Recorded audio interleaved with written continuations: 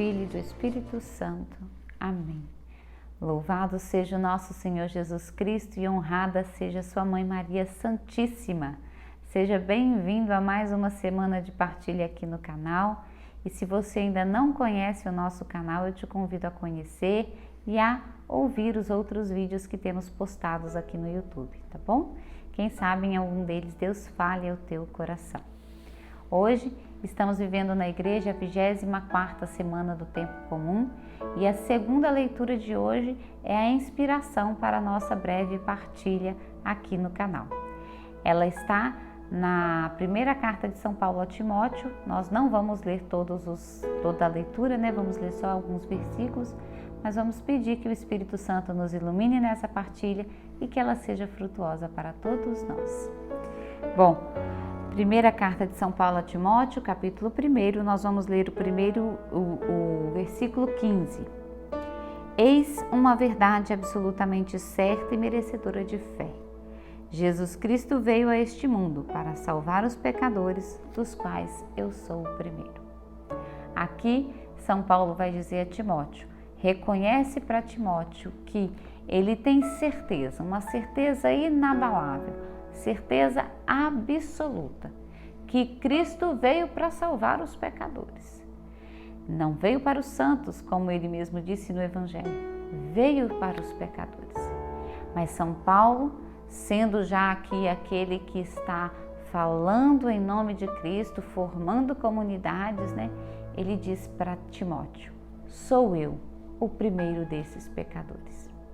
Reconhece para Timóteo que é um homem, ou era, né, antes de ser alcançado pela graça de Deus, um homem muito pecador. Era perseguidor, matava aqueles que amavam a Cristo. São Paulo foi o responsável pelo martírio do primeiro mártir da igreja, que é Santo Estevão. Foi a mando de São Paulo que Santo Estevão foi morto. São Paulo sabia o lugar de pecado que ele habitava, a vida de pecado que ele vivia longe de Cristo antes de cair do cavalo. Então ele diz para Timóteo, eu sou o primeiro desses pecadores que Cristo veio salvar. Olha que belíssima consciência São Paulo demonstra. A consciência que nós devemos ter.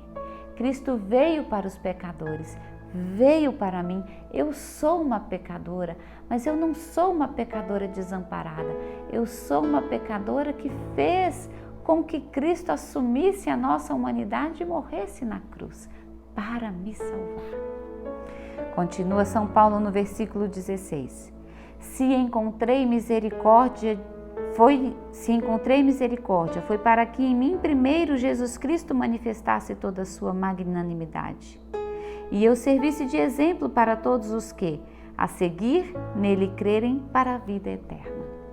São Paulo agora vai dizer para Timóteo que a função de apóstolo, a função de formador, né, ele que formou tantas comunidades cristãs, foi dada a ele por misericórdia. Ele tem consciência que o ministério que Deus o confiou, é fruto da graça que um dia o alcançou. Se a misericórdia, se encontrei misericórdia, foi para que um dia toda a grandeza de Cristo se manifestasse em mim para que eu servisse de exemplo para outros, para aqueles que creriam após mim na vida eterna. Assume o compromisso que ele tem diante do ministério de anunciar o Evangelho.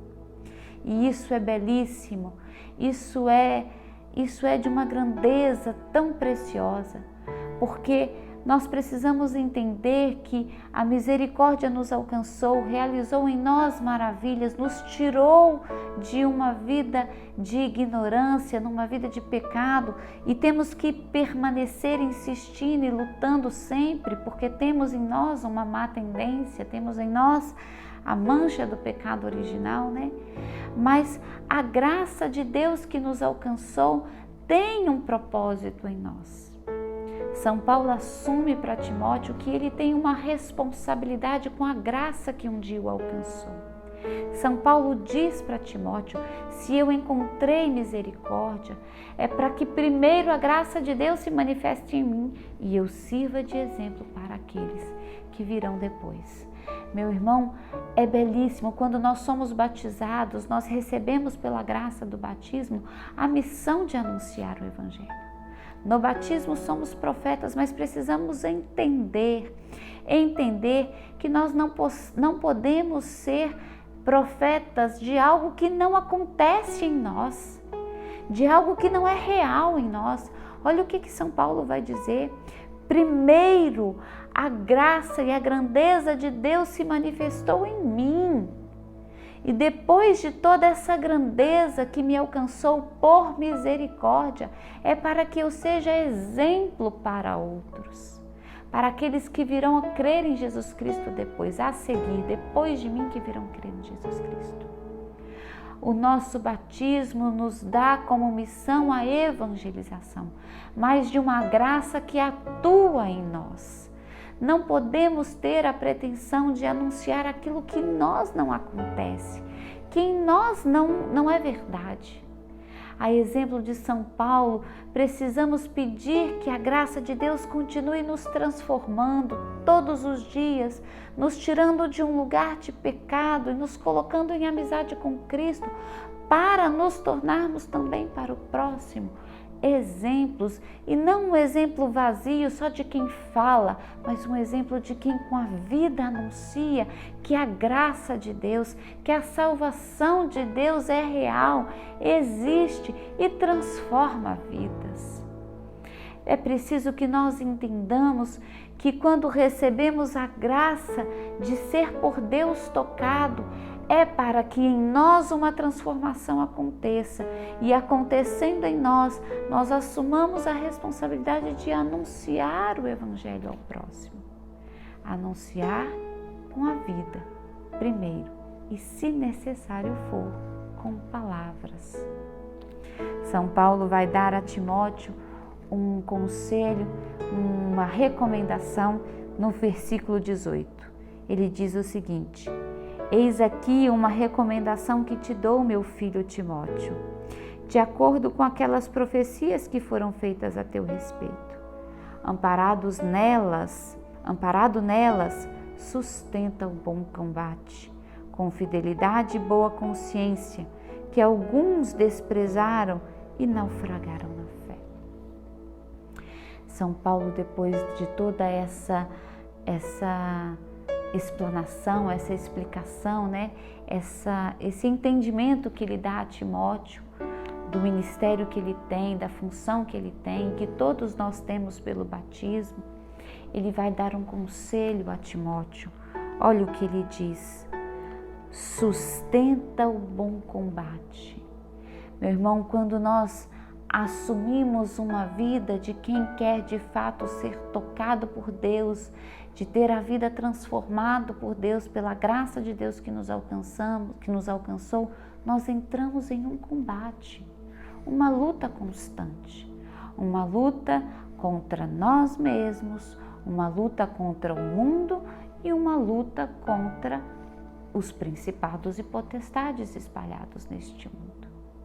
Estamos em combate. E por isso São Paulo vai dizer: sustenta o bom combate, com fidelidade e boa consciência. Seja fiel à graça de Deus que te alcançou. Mantenha a sua consciência sã, a consciência no sentido de saber que você pode pecar, se você cair numa presunção ou numa autossuficiência de achar que já é santo demais, que o caminho andado até agora já é o suficiente, que você não vai mais cair, que você já está pronto, você perde a boa consciência.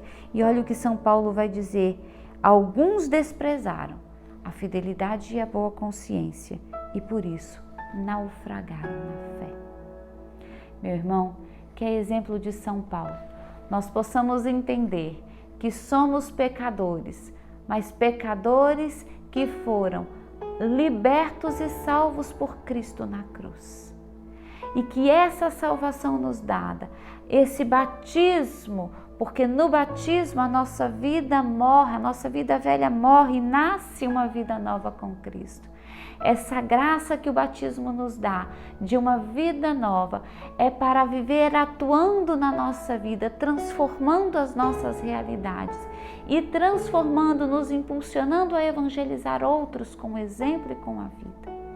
Que nós possamos entender que entramos em combate e que esse combate é constante e precisamos combater o bom combate com fidelidade e boa consciência, para que nós não naufraguemos na fé.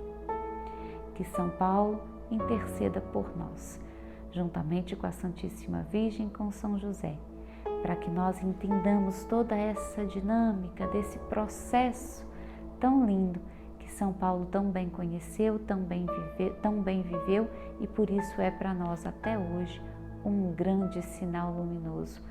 Foi na terra, é até hoje e continua sendo no céu.